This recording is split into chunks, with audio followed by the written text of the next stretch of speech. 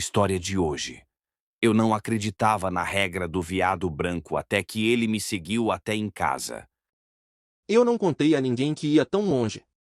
Essa é a parte a qual continuo voltando, como se eu admitisse em voz alta, fizesse sentido porque ninguém apareceu para me procurar até o sol já estar se pondo.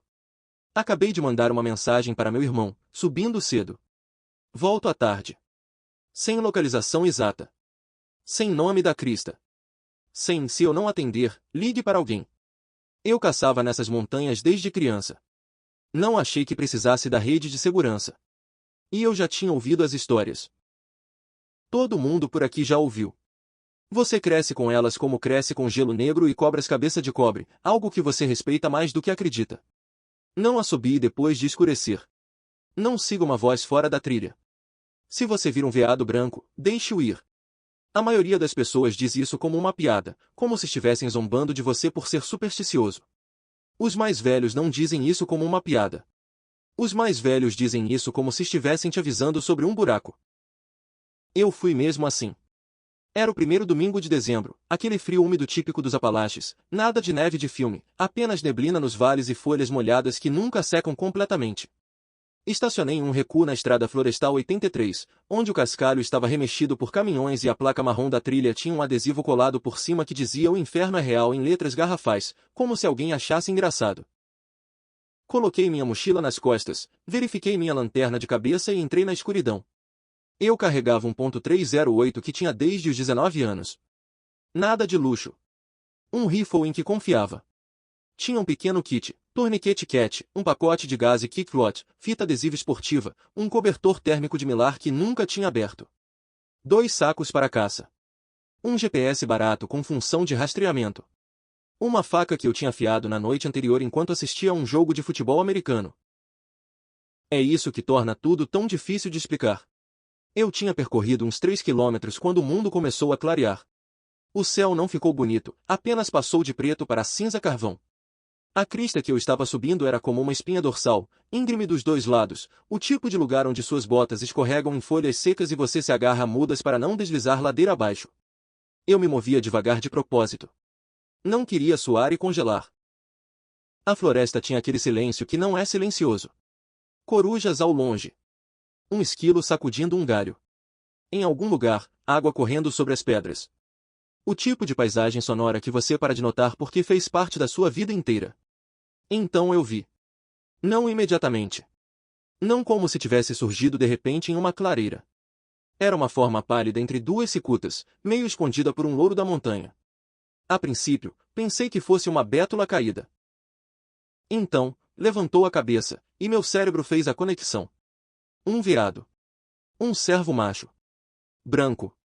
Não meio claro ou cor de creme. Branco como osso. Branco como um lençol estendido para secar.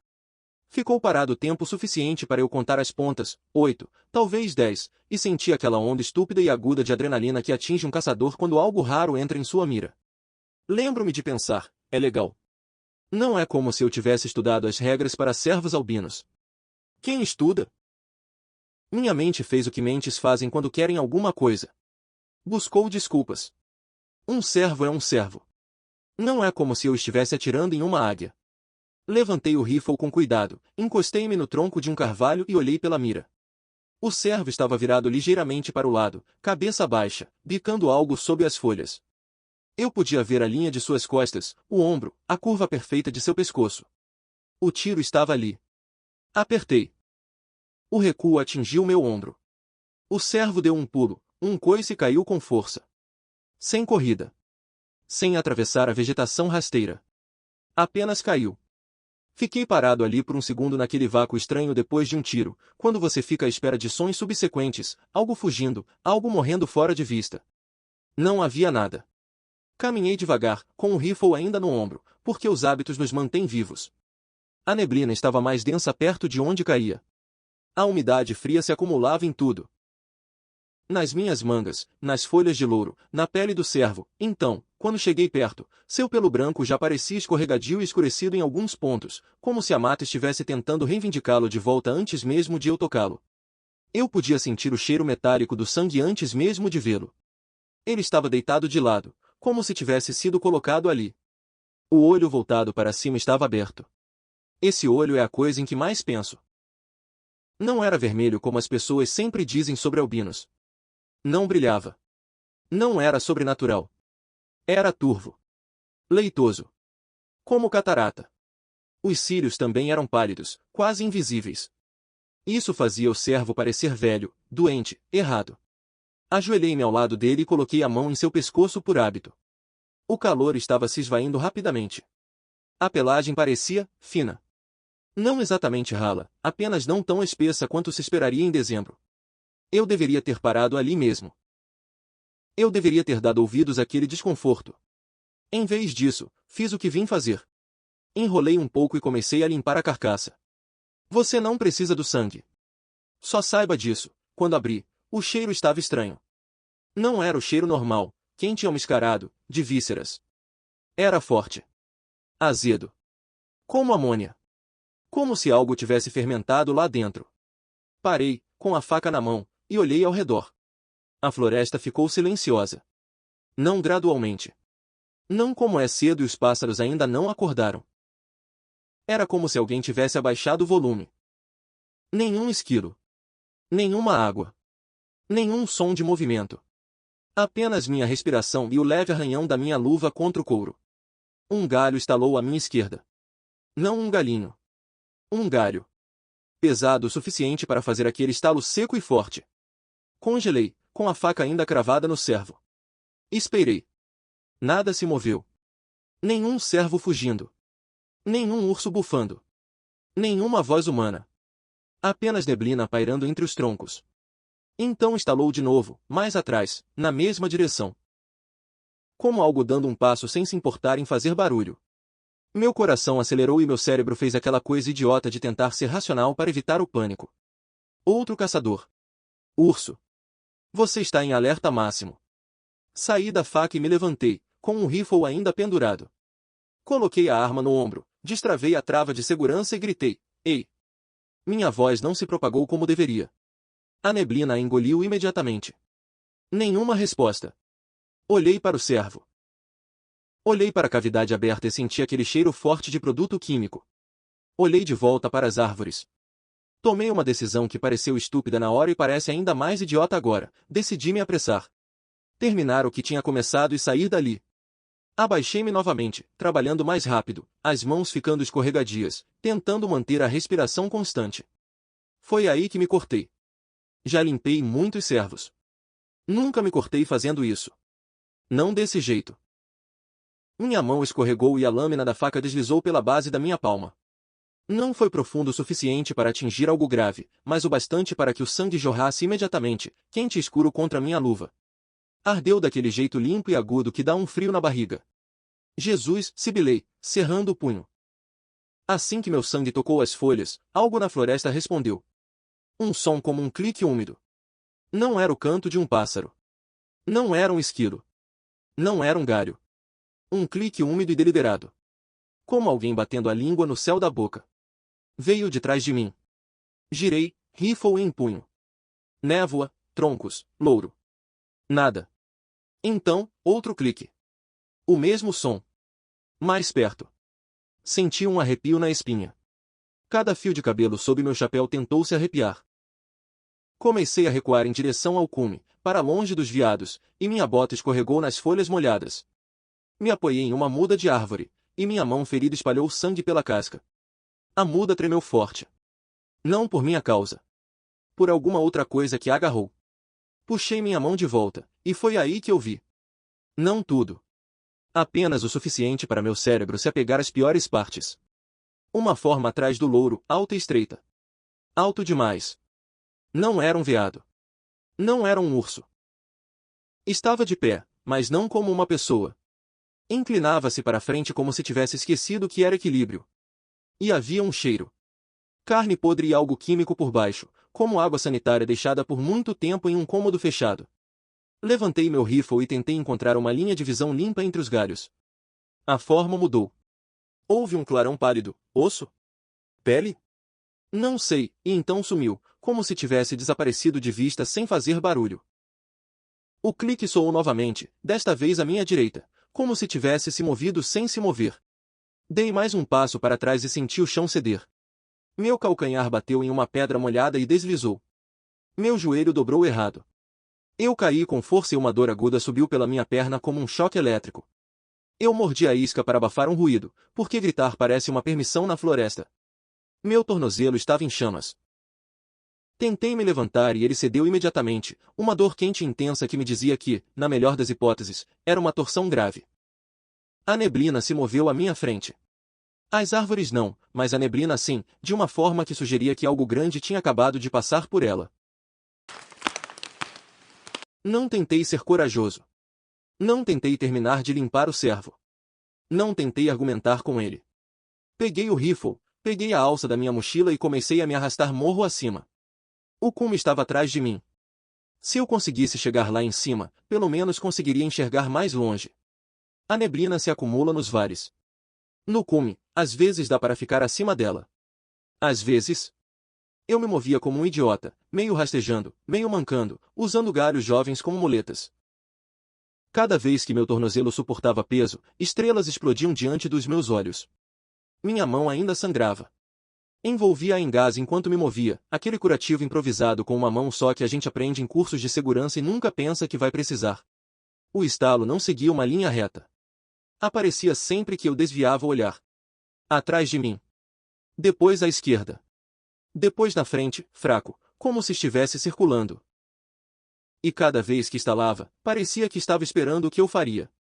Em um dado momento, ouvi algo mais, e quase chorei de alívio porque parecia humano. Uma voz, ao longe, chamando meu nome. Ethan. Meu nome é Ethan. Ninguém deveria estar lá em cima chamando meu nome. A voz não parecia a do meu irmão ou dos meus amigos. Não parecia a de nenhum dos caras com quem eu caço. Parecia monótona. Como alguém lendo uma palavra em um papel que nunca tinha visto antes. Ethan. Vinha da encosta, da direção do cervo branco. Não respondi. Continuei andando. A crista era mais íngreme do que eu me lembrava. O loureiro era mais denso. Isso acontece quando você está sangrando e com dor. Tudo fica mais difícil. Dei de cara com um trecho de rododendros que me fechou como uma gaiola. Os galhos arranhavam minha jaqueta, meu rosto. Tive que abrir caminho, com o rifle bem perto para não enroscar. As folhas eram cerosas e frias contra minha pele. Foi aí que me atingiu. Não foi um salto dramático. Nenhum rugido. Apenas o peso batendo no meu ombro de lado, com força suficiente para eu cair e meu rifle bater contra uma pedra. Rolei, tentando levantar o cano, e vi algo. Um borrão claro e escuro. Membros longos? Ângulos demais? Estava em cima de mim e fora de mim em um segundo, como se não quisesse lutar. Como se só quisesse me machucar e ver o que eu faria depois. Uma dor explodiu nas minhas costas. Uma ardência, como garras rasgando tecido e pele. Eu gritei então. Não consegui evitar. Chutei, balancei o rifle como um porrete e senti-o atingir algo que não era madeira. Fez um baque surdo e carnudo. A coisa estalou bem no meu ouvido. Então sumiu. Procurei o rifle às pressas, com os dedos tremendo tanto que quase o deixei cair. Minha mira estava suja de lama. Limpei-a com a manga e olhei através dela. Névoa. Folhas. Nada. Senti minhas costas úmidas por baixo da camisa. Quentes. Não era apenas um arranhão. Estava sangrando. Me forcei a levantar, com o tornozelo gritando de dor, e saí do meio dos rododendros em direção a uma trilha estreita de veados que cortava o cume. Eu conhecia aquela trilha. Já a tinha visto antes. Ela levava a uma antiga estrada madeireira, se você a seguisse por tempo suficiente. Dei 3 passos mancando e meu GPS apitou no bolso. Arranquei-o e vi o rastro que eu havia percorrido. Não era reta. Dava uma volta. Dava 2 voltas sobre si mesma. Havia trechos onde parecia que eu tinha ficado parado no mesmo lugar por minutos, andando em pequenos círculos. Eu não me lembrava de ter feito isso. Dessa vez, o som veio de frente. Levantei o rifle, mirei no nada e atirei. O tiro cortou a neblina como uma bomba. Pássaros explodiram das árvores em algum lugar, finalmente quebrando aquele silêncio antinatural. E então, pela primeira vez desde que o cervo branco caiu, ouvi a floresta novamente. Vento. Um riacho distante. Um esquilo tagarelando indignado. O clique parou. Não foi como se tivesse se afastado. Foi como se alguém tivesse tapado a boca. Não esperei para ver se funcionava. Manquei pela trilha como se minha vida dependesse disso, porque dependia. Mantive o rifle apontado, trava de segurança desativada, polegar branco em volta da coronha. A estrada madeireira parecia um milagre, uma faixa larga de cascalho e lama cortando as árvores, sulcada por pneus antigos. Eu poderia tê-la abraçado. No momento em que pisei nela, meu telefone vibrou. Uma barra. Liguei para o 911 antes que o sinal desaparecesse. A atendente respondeu e eu quase chorei ao ouvir uma pessoa de verdade. Eu disse meu nome, que estava ferido, que estava em uma estrada de acesso a áreas de extração de madeira, perto de uma crista, e que precisava de ajuda. Dei a ela as coordenadas do GPS, com a voz trêmula e a respiração ofegante. Ela perguntou o que tinha acontecido. Comecei a dizer urso, porque é isso que se deve dizer. Ursos são racionais. Ursos são explicáveis. Mas a palavra não saiu da minha boca. Tudo o que consegui dizer foi, algo me atacou. Ela me disse para ficar onde eu estava. A ajuda estava a caminho. Ela perguntou se eu conseguia ver meu veículo. Eu não conseguia. Eu ainda estava a mais de 1 quilômetro do acostamento, ladeira abaixo. Então fiz a única coisa que podia fazer, comecei a mancar pela estrada em direção à minha caminhonete com o celular em uma mão e o rifle na outra, falando com ela como se fosse uma corda amarrada na minha cintura. Na metade do caminho, ouvi uma voz novamente. Não era a operadora. Não no meu ouvido. Na mata ao lado da estrada, fora do meu campo de visão, movendo-se comigo. Ethan. Parei abruptamente. Meu celular estalou, sinal oscilando, então a operadora voltou a falar mais claramente, pedindo para eu continuar falando, pedindo para eu descrever meus ferimentos, para manter a pressão sobre as feridas. Nas árvores, algo se moveu. As folhas se moviam como se um corpo alto passasse por trás delas sem conseguir atravessá-las. Não vá, Disse a voz da mata. Não era um apelo. Não era raiva. Parecia alguém repetindo uma frase que ouvirá uma vez e não tinha certeza se havia entendido direito. não vá. Levantei o rifle em direção ao mato e gritei, afaste-se. Minha voz saiu rouca. Desesperada. O estalo começou de novo, bem na beira da estrada. Então parou. Então recomeçou 2 passos adiante na vala, como se tivesse me acompanhado sem nunca se revelar completamente. O acostamento apareceu alguns minutos depois. Meu caminhão estava lá, como se estivesse me esperando o tempo todo. Entrei, com as mãos escorregadias de sangue, e tranquei as portas com tanta força que quase quebrei a chave na ignição. Dirigi até ter sinal máximo e sirenes ligadas atrás de mim. No hospital, me limparam.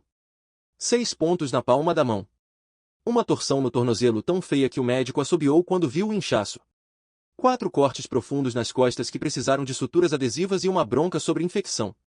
A enfermeira perguntou o que tinha acontecido. Eu disse, eu caí. Ela me olhou por um longo segundo e então perguntou, com muita naturalidade. Por que seus arranhões são para dentro? Eu não respondi. Eu não tinha nenhum. 2 dias depois, um guarda florestal me ligou. Educado. Profissional. Perguntou onde eu tinha caçado, o que eu tinha batido e se eu tinha recuperado o animal. A princípio, menti. Disse que tinha errado o alvo. Ele ficou em silêncio por um momento e então disse. Recebemos uma denúncia de um cervo branco baleado naquela crista. Meu estômago revirou. Ele disse. Voltaremos amanhã de manhã. Você vem conosco. Precisamos localizar a carcaça. Tentei me esquivar. Disse a ele que estava ferido. Disse que não queria confusão. Ele não me ameaçou. Não levantou a voz. Apenas disse. Foi você quem ligou para o 911 de uma estrada de terra lá atrás, certo? Encontramos sangue no cascalho. Então eu fui. Éramos 3. O guarda florestal, outro policial e eu, mancando e suando mesmo no frio. Eles estavam armados, mas não com rifles. Pistolas. Rádios. Confiança prática. Homens que não acreditavam em nada que não pudessem multar. Encontramos o local onde eu havia estacionado. Seguiram meus rastros, fácil de fazer, porque os meus se transformaram em um rastro irregular, marcas de botas e impressões de mãos nas folhas. Chegamos à área geral onde eu me lembrava do cervo ter caído. A neblina havia desaparecido naquele dia. Céu azul acima dos galhos nus. A floresta parecia normal, o que me arrepiou ainda mais do que a neblina. Encontramos o cervo. Ou o que restava dele. Sem restos de animais necrófagos. Sem marcas de coiote. Sem rastro de urso. Ele jazia em uma depressão rasa sob um loureiro, como se tivesse sido recolocado. A pele estava aberta de forma limpa ao longo da barriga, mas não como se tivesse sido eviscerada. Como se algo a tivesse aberto por dentro. As costelas estavam abertas para fora. A cavidade estava vazia, mas não havia poça de sangue, nem órgãos espalhados, nem restos de vísceras do meu trabalho. Apenas uma carcaça limpa e oca. E a cabeça? A cabeça estava virada para a trilha. Para onde estávamos? O olho turvo me encarava. O guarda ao lado do guarda florestal murmurou. Que diabos?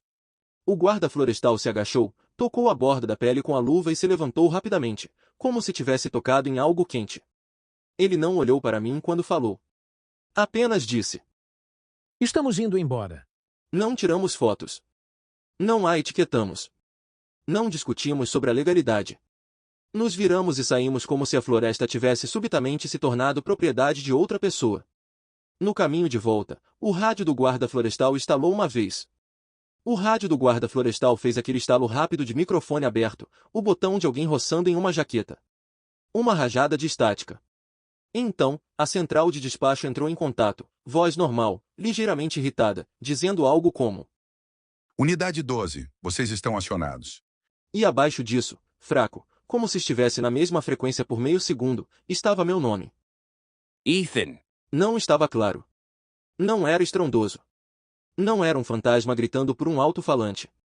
Apenas uma sílaba plana vazando pela estática como se outra pessoa tivesse acionado o rádio ao mesmo tempo. O guarda florestal parou de andar. Ele olhou fixamente para o rádio como se este tivesse criado dentes. Ele clicou no próprio microfone e disse: Central, repita a última transmissão. A central respondeu, confusa. Unidade 12, eu não chamei o Ethan. Você está com alguém? O policial olhou para mim como se estivesse tentando decidir se eu estava brincando com eles. O guarda florestal não disse mais nada. Ele desligou o rádio. Não conversamos até chegarmos aos caminhões. Ele não me multou. Ele nem sequer mencionou o servo novamente. Antes de entrar no carro, ele finalmente olhou nos meus olhos e disse: Se você vir um igualzinho de novo... Ele não terminou a frase. Ele não precisava. Não cacei desde então. Digo às pessoas que é por causa do meu tornozelo. Digo que não tenho tempo. Digo que o preço da carne não compensa. A verdade é mais simples. De vez em quando estou sozinho, quando a casa está silenciosa, o aquecedor liga e as saídas de ar fazem um barulho seco e deliberado no corredor escuro do lado de fora do meu quarto. E o pior é que meu cachorro também ouve. Ele levanta a cabeça, orelhas achatadas, olhos fixos na porta, e não se move até que o som pare. Se você caça nos Apalaches e algum dia vir um cervo branco, faça um favor a si mesmo. Deixe-o ir embora. Algumas coisas não lhe pertencem, mesmo que você possa matá-las. Veredito, uma obra-prima do folk horror moderno que transforma lendas rurais em terror visceral, tangível e psicologicamente devastador. Esta não é uma história sobre um fantasma, é sobre a Terra se lembrando de quem a violou e algo antigo usando a tecnologia moderna para sussurrar sua vingança. Vamos desmontar essa caçada amaldiçoada. Pontos de terror primordiais. 1. A regra, folclore como sobrevivência. Se você vir um cervo branco, deixe-o ir. Não é apresentada como superstição, mas como fato ecológico, tão real quanto gelo negro ou cobras. Isso imediatamente estabelece consequências reais. 2. O protagonista, o caçador racional. Ethan não é um novato. É experiente, preparado, cético. Sua queda não vem da incompetência, mas da arrogância do conhecimento. Ele quebra a regra não por necessidade, mas por ganância e curiosidade. 3. O cervo branco, o gatilho sobrenatural. A descrição é assustadoramente bela. Branco como osso, olho turvo, leitoso, como catarata. Não é um cervo saudável. É velho, doente, errado. Matá-lo não é um troféu, é uma violação. 4. A transformação da floresta, do natural ao antinatural. O silêncio repentino, como se alguém tivesse abaixado o volume. O clique úmido, um som orgânico, mas não animal. A coisa que se move sem fazer barulho, mas quer ser ouvida. 5. A coisa, o guardião predador. Nunca é totalmente vista. São fragmentos. Uma forma alta inclinada, um clarão pálido, membros longos, ângulos errados. Ela imita vozes humanas. Ethan, não vá, de maneira plana, desconectada, como se estivesse aprendendo a falar. Ela brinca com ele, machuca, recua, circula, espera.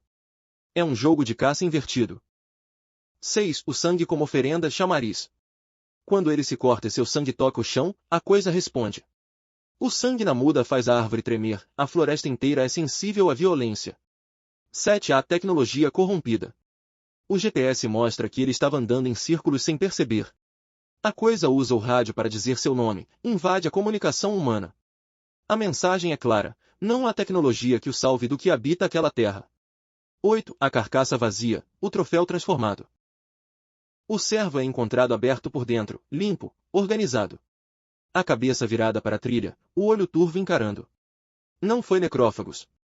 Foi algo que limpou a cena e deixou uma mensagem. 9. O final, o terror doméstico. A coisa segue-o para casa. O som no duto de ar. O cachorro ouvindo. O horror não termina na floresta, infesta sua vida cotidiana. Camadas de significado. A terra como entidade vingativa, a floresta não é um cenário.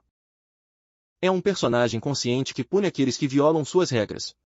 Caçador tornado presa, Ethan passa de predador para presa em uma inversão brutal de papéis. Sua expertise de caça é inútil contra algo que não segue as regras da natureza.